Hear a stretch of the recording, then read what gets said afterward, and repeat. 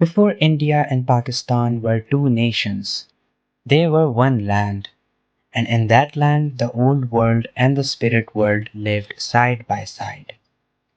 This is a true story from a real family. I know it is true because I am part of that family. It begins before 1947 in a home somewhere in the subcontinent where three sisters slept beneath the open sky. In the subcontinent, homes are built around an open courtyard, a space between four walls open to the sky above. They call it a sahan or a sahan, and on warm nights, families sleep there. The three sisters did this every night. There was a tree in that sahan, old, wide, deep rooted inside the earth, that had not been disturbed for generations. The kind of tree that people instinctively avoid after dark. There was a reason for that. Something lived there. The girls didn't know they were young. They slept beneath its branches night after night, wrapped in the cool air of summer evening, unbothered. But the thing in that tree, it noticed them, it watched them, and over time it fell in love. Not with one of them, with all three. Their father was no ordinary man. He was an Amil. In the Islamic tradition of the subcontinent, an Amil is a man trained in spiritual warfare, exorcism, protection, the reading of things that cannot be seen. He had spent his life learning the language of the unseen. And when he realized what was happening with his daughters, he did what such men do. He called the jinn out. He stood in that sahan at night, beneath that tree, and he spoke to it directly. The conversation that followed was not brief. The jinn admitted everything. He had been watching the girls. He wanted one of them, just one. It said as if that were a reasonable request. The father refused. He recited, he commanded, he stood firm in the name of Allah. And eventually the jinn agreed to leave. But it did not leave quietly. Before it departed, it turned and it cursed them.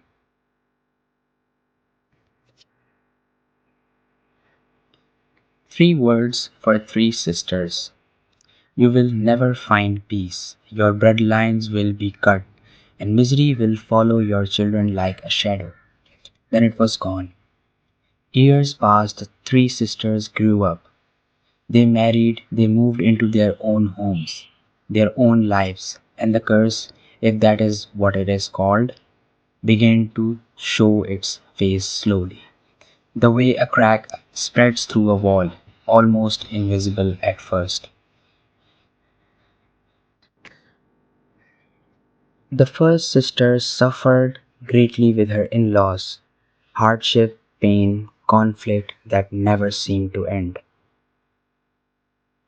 But her children were healthy, her grandchildren were healthy, her line continued. The second sister, the same immense suffering in her marriage. But her children survived, thrived even. Her bloodline carried on. But the third sister, her story was different.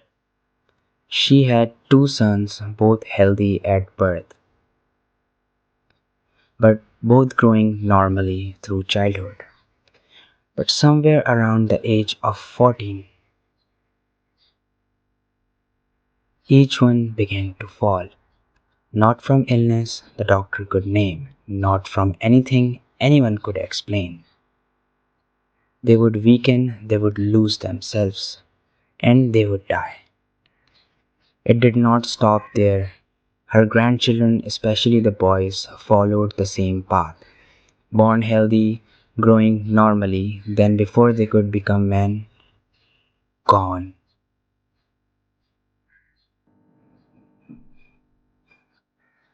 The pattern has repeated generations after generations, as if something made a promise on that night long ago and has been keeping it ever since. Is it a curse? Is it genetics?